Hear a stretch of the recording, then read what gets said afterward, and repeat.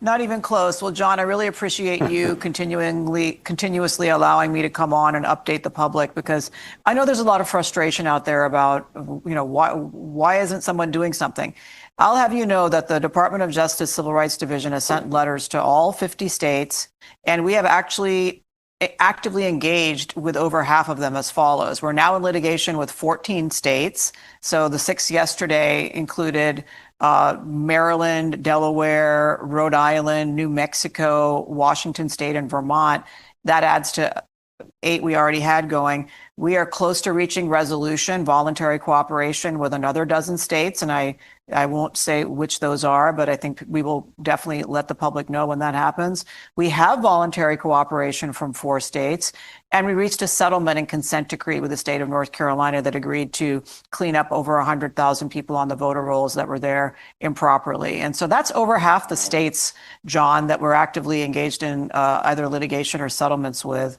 And so it's really good news for America, and we're going to march through and make sure that we reach a resolution with everybody before we're done and get the evidence and the information that the Attorney General, on whose behalf I'm litigating, is entitled to.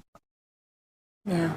Amazing. Harmeet, outside of litigation, outside of the courtroom, I think most Americans hear that there are states that don't want to give up their voter rolls, and they think, well, there's no excuse for that. Obviously, if there's nothing to hide, then there's no excuse for wanting to conceal your voter records. But I'm sure that legally within the courtroom and within litigation, they are putting up a reason. Is it privacy? What are they arguing?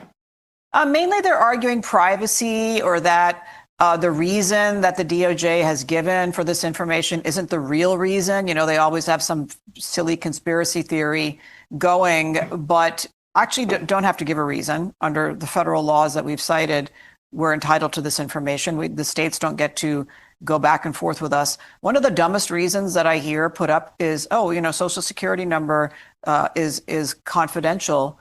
Well, how can it be confidential from the federal government that issues the Social Security numbers? That's really silly. And the other thing that people should know is that almost all of the states that are using this argument voluntarily hand over their voter roll information to nonprofit and NGO groups. ERIC is one of them. And so what's the privacy concern? If you're willing to give it to some nonprofit that benefits your political agenda, why aren't you going to give it to the United States? So we are not going to be deterred by these reasons. That is why so many states are actually falling into line. They realize that it would be a waste of tax dollars to fight these efforts. And ultimately, what we're trying to do is help all of the states do their jobs better. Each of these states is required to keep clean voter rolls. They're not doing it for the most part. This is red states and blue states, I'm sorry to say. We did get some resistance from both sides, but we're just here to help. So we're going to, compare data. We're going to help eliminate duplicates and help them root out fraud and get people off the voter rolls who shouldn't be there. And then it's really up to the states again to continue to maintain that. It's their duty.